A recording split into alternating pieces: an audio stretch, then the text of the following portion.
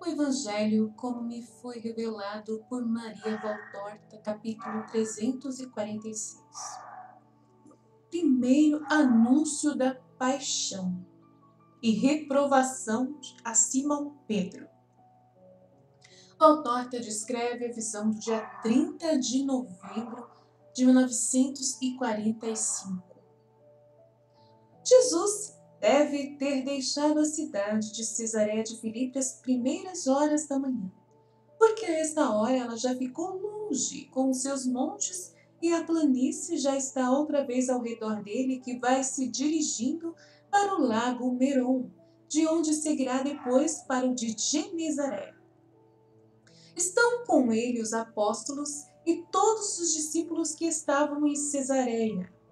Mas que uma caravana tão numerosa esteja pela estrada não é para causar admiração em ninguém, porque outras caravanas já vêm aparecendo, dirigindo-se para Jerusalém, tanto de israelitas como de prosélitos, que estão chegando de todos os lugares da diáspora e que desejam parar por algum tempo na cidade santa, a fim de ouvirem os rabis e respirar por um tempo mais prolongado o ar do templo. Vão indo depressa, expostos a um sol bem alto, mas que por enquanto não lhes causa aborrecimento, porque é um sol de primavera que brinca com as frondes ainda novas e com os ramos floridos, fazendo aparecer flores e mais flores de todos os lados. A planície que vem antes do lago é um verdadeiro tapete florido, e nossos olhos, voltando-se para as colinas que as circundam, as veem salpicadas de moitas brancas, levemente rosadas, ou de um róseo firme ou quase vermelho, conforme as diferentes árvores frutíferas, e vão passeando pelas raras casas dos camponeses, ou pelos postos de veterinários semeados aos lados da estrada. Nossa vista se alegra com os primeiros roserais floridos ao longo das sebes ou junto às paredes das casas. Os jardins de Joana devem estar todos floridos. Observa Simão Zelotes. Também o jardim de Nazaré deve estar parecendo um cesto cheio de flores. Maria é uma laboriosa abelha que vai de uma outra roseira, e destas aos jasmins, que logo também estarão floridos, aos lírios que já estão com o botão sobre a haste, e vai apanhar o ramo da amendoeira, como sempre faz, ou melhor, agora vai apanhar o da pereira ou da macieira para colocá-lo na ânfora em seu pequeno quarto. Quando éramos pequenos, nós lhe perguntávamos cada ano: por que conserva sempre ali um ramo de árvore florido e não as primeiras rosas? E ela nos respondia: porque sobre aquelas pétalas eu vejo escrita uma ordem de Deus e sinto o odor puro da aragem celeste. Tu te lembras disso, Judas? Pergunta Tiago ao seu irmão. Eu lembro, e me lembro também que, tendo me tornado homem, eu ficava ansioso, esperando a primavera para ir ver Maria caminhando pelo seu jardim, por baixo das nuvens de suas árvores em flor e por entre as sebes cobertas pelas primeiras rosas. Eu nunca tinha visto espetáculo mais lindo do que aquela eterna menina voejando por entre as flores, por entre meio dos voos, do voo dos pombos. Oh, vamos vê-la logo, Senhor, que eu possa também ver tudo isto, suplica Tomé. Basta que apressemos a marcha e paremos bem pouco para chegarmos em tempo a Nazaré, responde Jesus. Vais mesmo me dar este prazer, Senhor? Sim, Tomé. Iremos todos a Betsaida e depois a Cafarnaum, e lá nos separaremos, indo nós de barca para Tiberíades e depois para Nazaré. Assim, cada um menos vós, judeus, poderemos vestir-nos com vestes mais leves. O inverno terminou.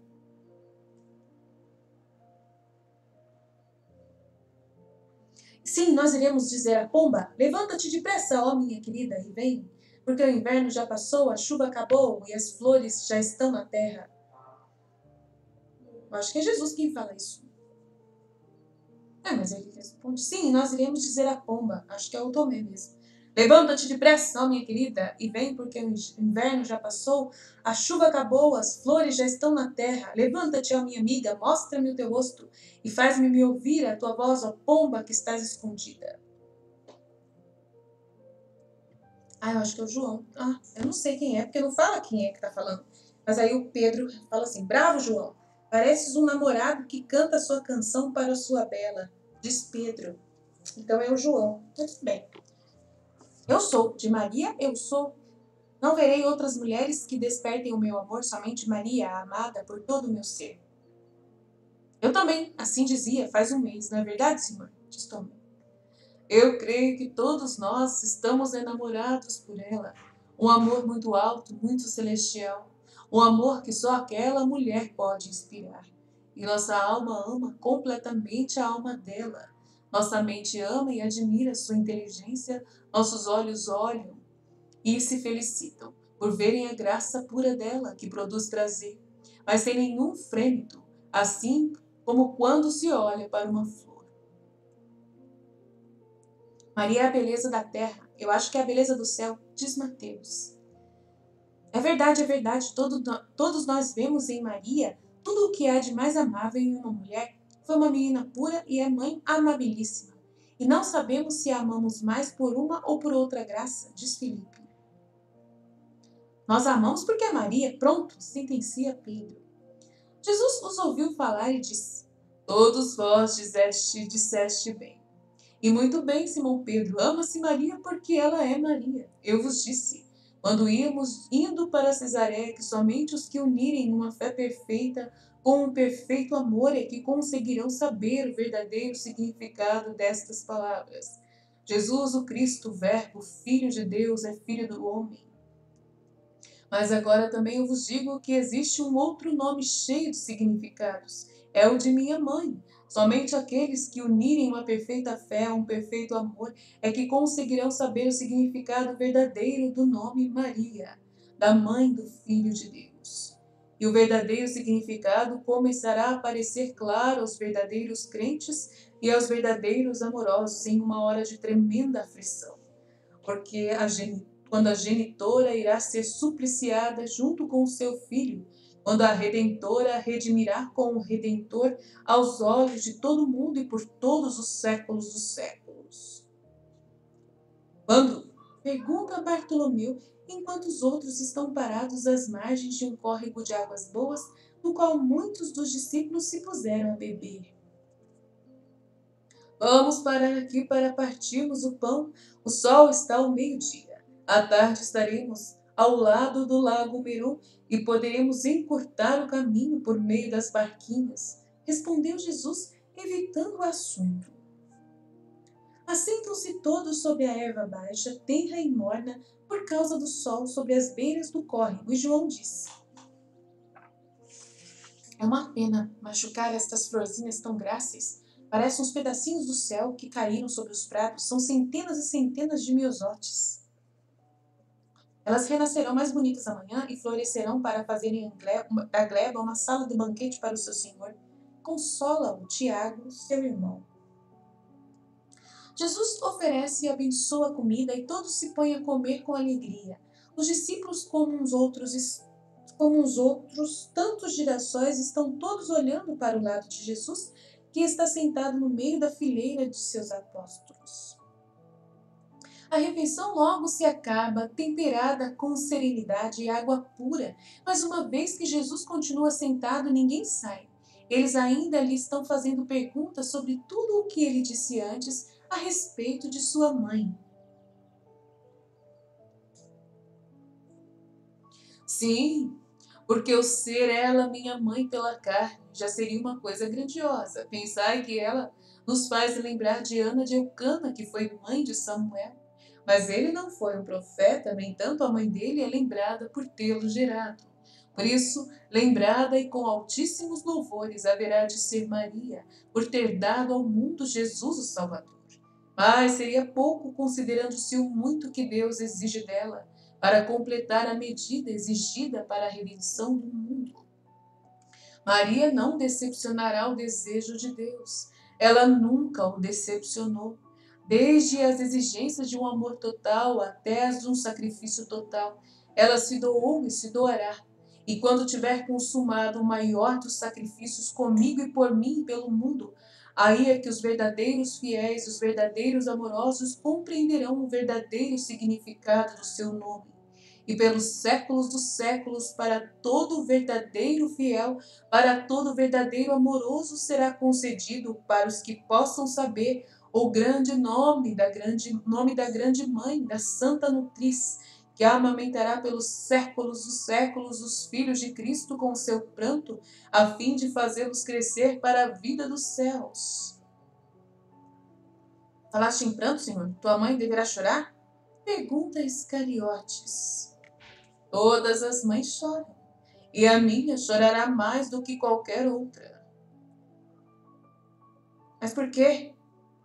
Eu fiz que minha mãe chorasse lá alguma vez, porque não sou sempre um filho bom, mas tu nunca dás desgosto à tua mãe.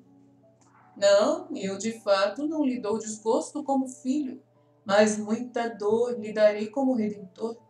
Dois serão os que hão de fazer chorar a minha mãe com um choro sem fim. Eu para salvar a humanidade, e a humanidade com o seu contínuo pecar. Todos os homens que já viveram, os que estão vivendo e os que ainda viverem, custam lágrimas a Maria. Mas por quê? Pergunta espantado Tiago de Zebedeu. Por cada homem me custa torturas para redimi-lo. Mas como pode dizer isso daqueles que já morreram ou que não nasceram ainda? Os que te farão sofrer são os que estão vivos, os escribas, os fariseus, os saduceus, com suas acusações, seus ciúmes, sua malvadez, mas outros não, fora esses, diz com segurança Bartolomeu. João Batista também foi morto, e não é ele o único profeta que Israel matou, nem o único sacerdote do querer eterno morto, porque odiado pelos que desobedecem a Deus. Mas tu és mais do que um profeta, e mais do que do próprio João Batista, teu precursor, tu és o verbo de Deus. A mão de Israel não se levantará contra ti, de Judas Tadeu. Achas que vai ser assim, meu irmão? Pois estás errado, respondeu-lhe Jesus. Não pode ser, isso não pode acontecer. Deus não permitirá. Seria aviltar para sempre o seu Cristo. Judas Tadeu está tão agitado que se põe em pé. Jesus também o imita e olha fixamente para o seu rosto empalidecido, mas com olhos sinceros, e lhe diz devagar: no entanto, assim será.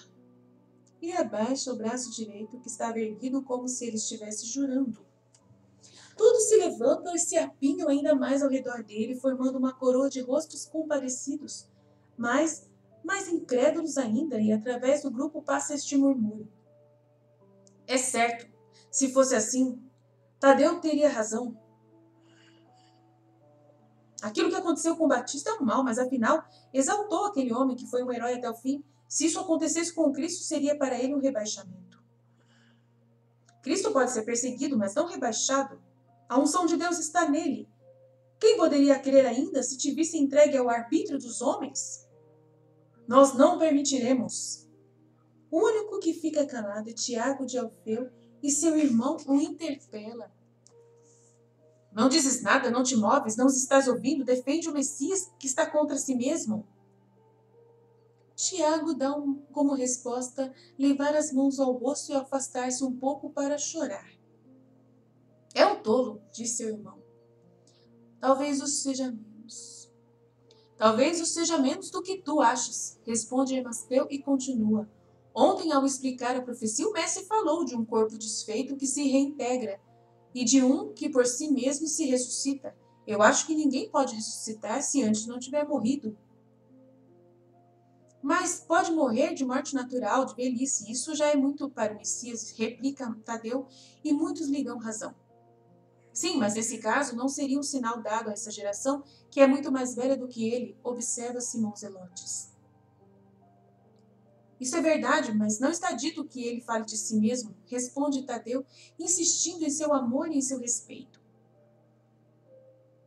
Ninguém, a não ser o filho do homem, filho de Deus, pode ressuscitar-se por si mesmo. assim como ninguém, a não ser o Filho de Deus, pode ter nascido como ele nasceu, eu digo, eu que vi a glória do seu nascimento, diz Isaque, dando um testemunho seguro. Jesus, com os braços cruzados, ouviu-os falar, olhando para cada um por sua vez. Agora ele faz o sinal de que vai falar e diz: o Filho do Homem vai ser entregue às mãos dos homens, porque ele é o Filho de Deus, mas também é o Redentor do homem. E não há redentor sem sofrimento, não há redenção sem sofrimento. O meu sofrimento vai ser no corpo, na carne e no sangue para reparar os pecados da carne e do sangue. Será moral para reparar os pecados da mente e das paixões. Será espiritual para reparar as culpas do espírito. Será completo, por isso na hora marcada eu vou ser preso em Jerusalém, e depois de já ter sofrido muito por culpa dos anciãos e dos sumos sacerdotes, dos escribas e dos fariseus, serei condenado à morte infamante. E Deus deixará que o façam, porque assim deve ser, sendo eu cordeiro de expiação pelos pecados de todo o mundo. E em um mar de angústia compartilhado por minha mãe e por poucas outras pessoas eu morrerei no patíbulo. E 3 dias depois, somente por meu poder divino, ressuscitarei para a vida eterna e gloriosa como homem e voltarei a ser Deus no céu com o Pai e o Espírito Santo. Mas antes disso terei que padecer, sofrendo todos os opróbrios e ter meu coração traspassado pela mentira e pelo ódio. Um coro de gritos escandalizados se levanta através do ar morno e perfumado da primavera. Pedro, com o rosto perturbado e escandalizado também ele, pega Jesus por um braço e o leva um pouco para um lado, dizendo-lhe baixinho ao ouvido: Nunca, Senhor! Não digas uma coisa destas, não fica bem, não estás vendo? Eles estão escandalizados, tu cais do conceito deles. Por nenhuma coisa no mundo podes permitir isso, e uma coisa assim não te acontecerá nunca, porque então ficas falando dela como se fosse verdade? Tu precisa crescer sempre mais no conceito dos homens, se queres tornar-te forte, deves terminar, talvez com um último milagre, como por exemplo reduzindo a cinza dos teus inimigos, mas nunca rebaixar-te nem te ordenares igual ao malfeitor, não, nem te tornares igual ao malfeitor que é castigado? Nossa! Meu Deus do céu! Meu Deus do céu! Misericórdia! Meu Deus, é isso que o Pedro disse? Jesus Cristo, misericórdia. E Pedro parece um mestre ou um pai aflito que censura o filho, amorosamente angustiado a um filho que falou alguma tolice. Jesus, misericórdia! Por isso, sai daqui, Satanás! Né? Jesus, que estava um pouco inclinado para escutar o cochicho de Pedro, ergue-se severo com os olhos relampejantes, mas cheios de irritação, e grita alto para que todos o ouçam e a lição sirva para todos. Vai para longe de mim, tu que neste momento és um Satanás, aconselhando-me a deixar de obedecer o meu Pai. Para isso é que eu vim, não para receber honras. Tu, ao me aconselhares a ser soberbo, a ser desobediente, a usar de um rigor sem caridade, tendo a seduzir-me e a fazer o mal, vai, tu me escandalizas? Vai, tu me escandalizas. Tu não compreendes que a grandeza está não nas honras, mas no sacrifício. E que pouco importa parecer um verme aos olhos dos homens, quando Deus nos julga como homens. Tu, um homem estulto, não compreendes o que é a grandeza para Deus e as razões de Deus, e vezes julgas e falas com meios humanos. O pobre Pedro fica aniquilado, censurado com uma repreensão tão severa. Ele se afasta humilhado e põe-se a chorar. Já não é aquele pranto alegre de poucos dias antes, mas um pranto sem consolo de quem compreende que pecou e que entristeceu a quem ama. E Jesus o deixa chorar, depois tira as sandálias, arregaça as vestes e passa o córrego.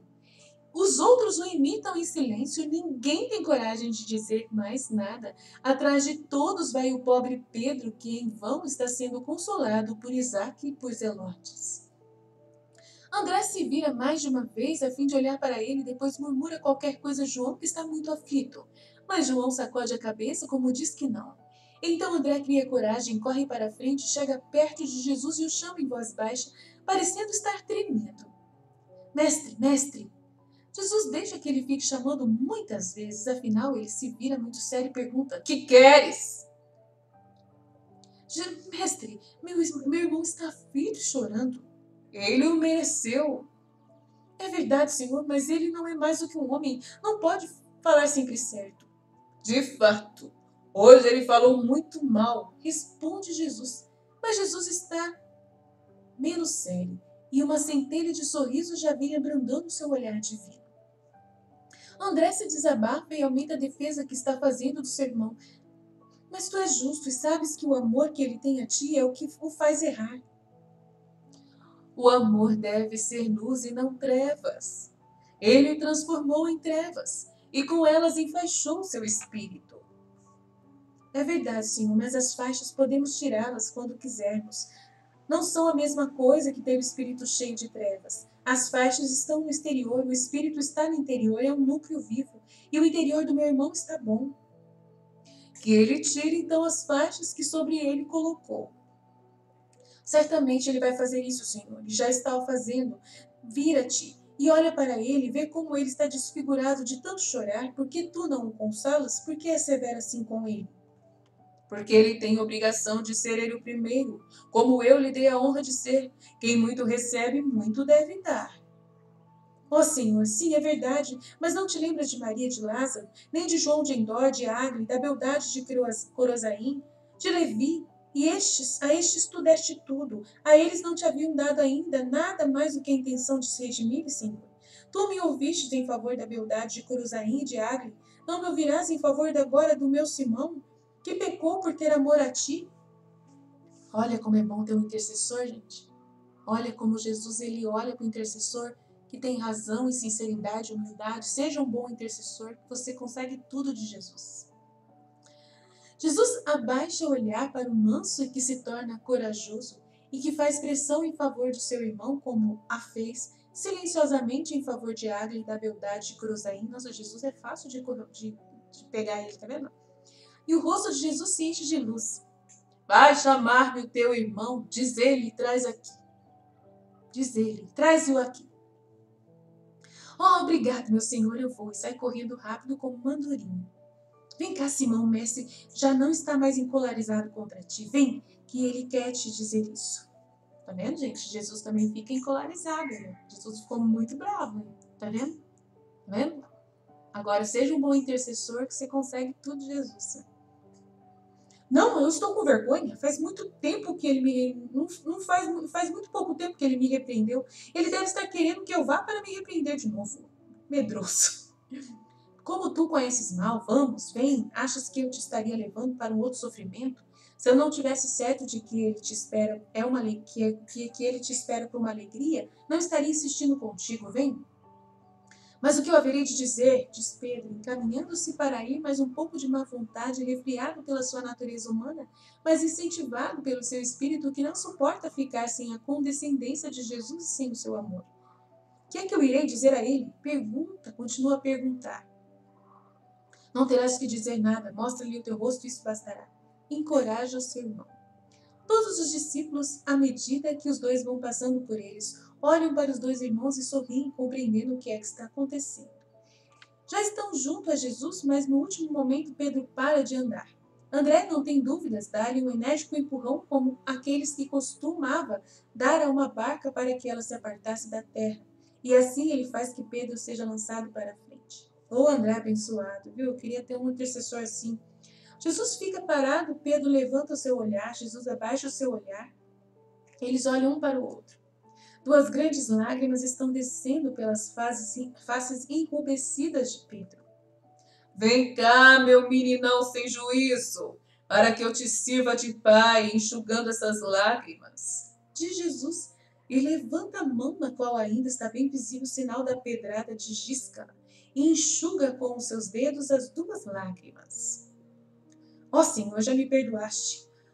Pergunta tremendo Pedro, agarrado à mão de Jesus em suas mãos e olhando para ele com os dois olhos de um cão fiel que quer ser perdoado por um dono zangado. Eu nunca te puni com a condenação. Mas antes, eu te amei. É amor não permitir que em ti criem raízes de desvios do sentimento da sabedoria. Deve ser o primeiro em tudo, Simão Pedro. Então, tu ainda me queres bem? Não é, não que eu queria o primeiro lugar, sabes? Basta-me até mesmo o último, contanto que eu esteja contigo a teu serviço, morrer em teu serviço, Senhor, meu Deus. Jesus lhe passa o braço pelas costas e o aperta ao seu lado. Então Simão, que está ainda agarrando a mão de Jesus, o cobre de beijos, todo feliz e murmura: quanto eu sofri, obrigado, Jesus. Agradece antes ao teu irmão e para o futuro fica sabendo transportar o teu peso com justiça e heroísmo. Vamos esperar os outros, onde estão eles? Eles estão parados no lugar onde estavam quando Pedro chegou perto de Jesus para deixarem livre o mestre, a falar ao seu apóstolo humilhado. Jesus lhes faz sinal para que venham para a frente e com eles estão os camponeses que haviam parado de trabalhar nos campos para irem fazer perguntas aos discípulos. Jesus, conservando sempre a mão sobre o ombro de Pedro, disse: por tudo o que aconteceu, vós tereis compreendido que é uma coisa muito séria estardes ao meu serviço. Eu lhe dei uma repreensão, mas era para todos, porque aqueles mesmos pensamentos estavam na maioria dos corações, ou já bem formados ou somente em semente. Assim eu vou-los cortei, e quem os cultivar ainda mostra que não compreende a minha doutrina, a minha missão e a minha pessoa. Eu vim para ser o caminho, a verdade e a vida. Eu vos dou a verdade com aquilo que eu vos ensino. Eu vos aplanho no caminho com o meu sacrifício, e o traço para vós e vou-lo mostro. Mas a vida eu vou-la dou com a minha morte. Com a minha morte. A vida eu vou-la dou com a minha morte. E lembrai-vos de que quem quer que corresponda ao meu chamado se coloque em minhas fileiras para cooperar na redenção do mundo, deve estar pronto a morrer para dar vida aos outros. Por isso, quem quiser vir atrás de mim deve estar pronto a renegar-se a si mesmo, ao seu velho eu, com suas paixões, tendências, costumes, tradições e pensamentos, para acompanhar-me com o seu novo eu. Toma cada dia a sua cruz, como eu irei tomar a minha. Tome-a por mais infamante que ela pareça ser. Deixe que o peso da sua cruz esmague o seu eu humano, para livrar o eu espiritual, ao qual a cruz não causa horror, mas pelo contrário é objeto de apoio e de veneração, porque o espírito sabe e se lembra, e com a sua cruz me siga, e esperá-lo-á no fim do caminho a morte ignominiosa como a que me espera. Não importa. Olha lá. Esperá-lo-á no fim do caminho a morte ignominiosa como a minha, que me espera? Não importa.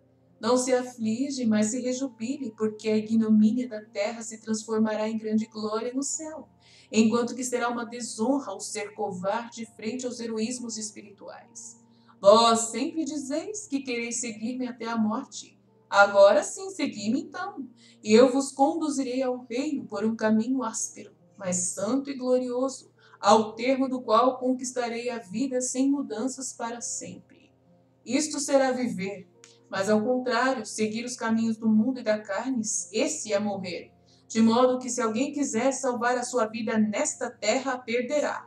Enquanto que a perder a sua vida nesta terra por causa de mim e por amor do Evangelho, a salvará.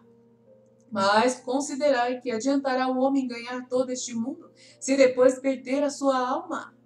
E ainda guardai-vos bem, agora e no futuro, de envergonhai-vos das minhas palavras no meio da geração estulta, adúltera e pecadora, da qual eu falei, e esperando receber dela proteção ou vantagens, começar a adulá-la e renegar a mim e a minha doutrina, e lançando as palavras que tinham nas gargantas imundas de uns porcos, de uns cães, para receber deles um pagamento, em pagamento excrementos em lugar de moedas. Será julgado pelo Filho do Homem quando ele vier na glória de seu Pai com os anjos e com os santos para julgar o mundo.